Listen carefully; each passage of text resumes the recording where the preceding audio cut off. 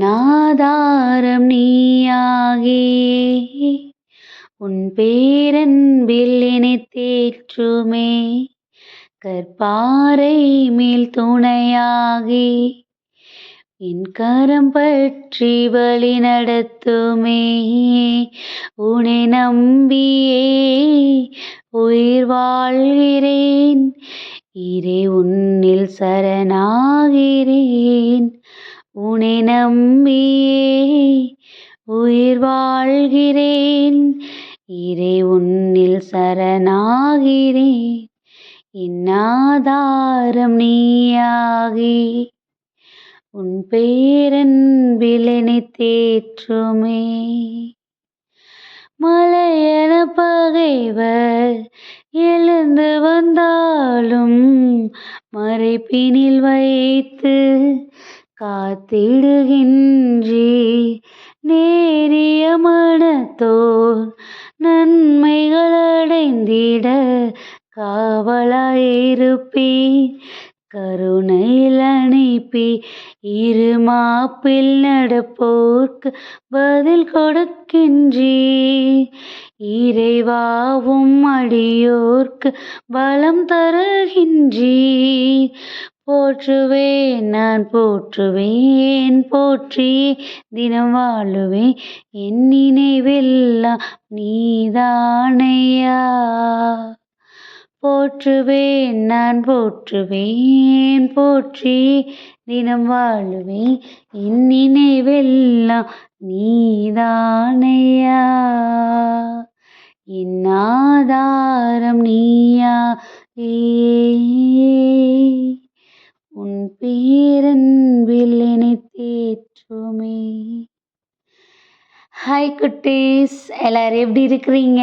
நல்லா இருக்கீங்களா? ஹாப்பியாக இருக்கீங்களா குட்டீஸ்? நம்ம வாழ்க்கைக்கு ஆதாரமாகவும் நம்மளை வழி நடத்துறதுக்கான வழிகாட்டியாகவும் நம்ம கூட எப்பயுமே ஏசப்பா இருக்கும்போது நம்ம எப்பயுமே ஹாப்பியாக இருப்போம் குட்டீஸ். இன்றைக்கி ஒரு அருமையான ஒரு பாடல், ரொம்ப ரொம்ப ரொம்ப எனக்கு பிடிச்ச ஒரு பாடலோடு நம்ம தொடங்கியிருக்கிறோம். இந்த பாடலோடைய அந்த ஸ்டான்ஸாக பாடும்போதே நம்ம எல்லாருக்கும் கண்ணில் தண்ணி வந்திருக்கோம். அப்படி தானே குட்டீஸ்? நம்மளை சுற்றி மலையென பகைவர் அப்படி நம்மளுடைய எந்த காரியத்துலேயும் நமக்கு முன்னேற்றம் கிடைச்சிடக்கூடாது, நமக்கு எந்த ஒரு சூழ்நிலையிலும் ஒரு ஒரு ஒரு வழி கிடைச்சிடக்கூடாதுன்னு எத்தனையோ தடங்கல்களாக நமக்கு முன்னாடி அவ்வளோ மக்கள் இருக்கலாம், அவ்வளோ பேர் நமக்கு எதிராக இருக்கலாம். ஆனாலும் இந்த நேரத்தில் ஏசப்பா சொல்கிறாங்களே, நீ ஏன் கவலைப்படுற? உன்னோட இருதயம் நேரிய மனதாக இருக்குது. எப்பையும் என்னை நோக்கியே உன்னுடைய இருதயம் இருக்குது. உன்னுடைய செயல்பாடுகள் எனக்கானதாகவே இருக்குது. அப்படி இருக்கும்போது மலையென பகைவர்னு எத்தனை பேர் எவ்வளோ தூரம் ஸ்ட்ராங்கான உனக்கு அகெயின்ஸ்டாக நின்னாலும் கூட அவங்களுக்கெல்லாம் மேலே உன்னை இட்டு கொண்டு போகிறதுக்கு நான் உன் கூட இருக்கிறேன்னு இப்போ நம்மளை பார்த்து சொல்கிறாங்க.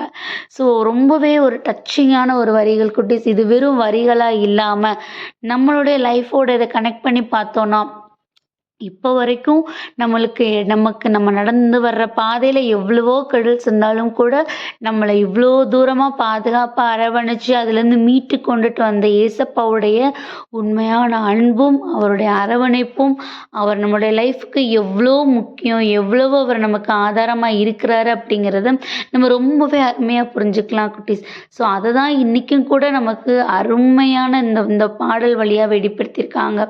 ஸோ இப்படி இருக்கும்போது நம்ம ஏசப்பாவுக்கு எவ்வளோ தூரம் உண்மையாக இருக்கணும், எவ்வளோ தூரம் நம்மளுடைய லைஃப் அவர் கையில் தான் இருக்குங்கிறத நம்ம புரிஞ்சுக்கிடணும் குட்டீஸ்.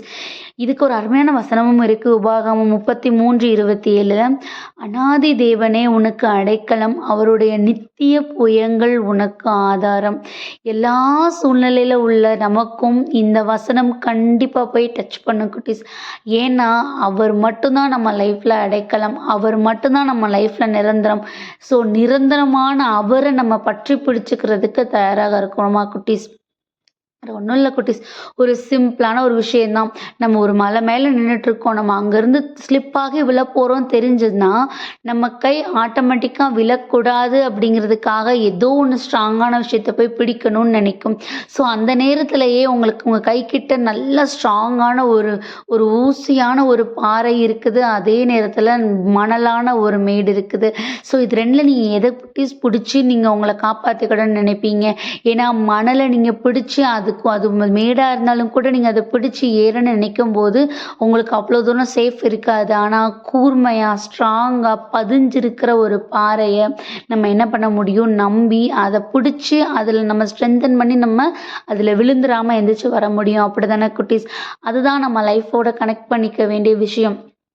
நம்ம இப்போ இருக்கிற சூழ்நிலையில் நம்ம சோர்வாக இருக்கட்டும், ஏன் நம்ம வாழ்ந்துட்டு இருக்க இந்த லைஃபே எடுத்துக்கோங்களேன், இது அன்பிரடிக்டபிள் தான். ஸோ இந்த லைஃப்பில் நம்ம விழுகிற சூழ்நிலைகளும் வரும், நம்ம எழும்பி நிற்கிற மாதிரி தெரியும். ஆனால் நம்மளை காலை வாரி விடுறதுக்கு 1000 காரியங்கள் நம்மளிடத்துல இருக்கும், நம்மளை சுற்றி இருக்கும்னு நமக்கு தெரியும். அப்படி தானே குட்டீஸ்? அப்போது நம்ம வீழ்ந்துடாமல் இருக்கிறதுக்கு இந்த உலகத்தின் அப்புறமான ஒரு ஆதாரத்தையே தேடி ஓடணுமா, இல்லை நான் உனக்கு ஆதாரமாக இருக்கிறேன், நீ என்ன பிடிச்சுக்கோன்னு சொல்கிற ஏசப்பா வேணுமா? ஸோ இந்த 2 விஷயத்த நம்ம பார்க்கும்போது எது நமக்கு நிரந்தரமான பாதுகாப்பை கொடுக்கும்? நம்ம ஏசப்பா நமக்கு கொடுக்குற அந்த ஸ்ட்ராங் தான், அவர் கொடுக்குற பலன் தான். ஸோ அவரை நம்ம எப்போ பற்றி பிடிச்சுக்கிறோமோ நம்ம இந்த தீங்கில் வீழ்ந்துடாம, இந்த போராட்டத்தில் வீழ்ந்துடாம நம்ம நிறைவான ஆசீர்வாதத்தோடு நம்ம எழுந்து நிற்போம் குட்டீஸ். ஸோ அப்படிப்பட்ட ஆசீர்வாதமான அந்த வசனத்தை நமக்கான எடுத்துக்குவோம், அவரை இருக பற்றி பிடிச்சுக்குவோம். நம்ம லைஃப்பில் எப்பயுமே சூப்பரான விஷயங்கள் நிறைவாக கிடைக்கும். ஸோ அந்த நம்பிக்கையோடு அவரிடத்துல ப்ரேயர் பண்ணுவோமா? அன்பான ஆண்டவர், இந்த நேரத்திற்காக நன்றியப்பா தகப்பனே. உம்முடைய கரங்கள் எங்களோட லைஃப்க்கு ஆதாரமாக இருக்கிறதுக்கு நாங்கள் பாக்கியம் பண்ணியிருக்கணும் டாடி. அதற்காக நாங்கள் எடுத்து வைக்கிற ஒவ்வொரு அடியையும் அது கரங்களில் ஒப்பு கொடுக்கிறோம். உங்களோட சித்தத்தின்படியாக நீங்கள் நடத்துங்க, உங்களுடைய கிருபையின்படியாக எங்களை நீங்கள் பலப்படுத்துங்க. ஆமேன்.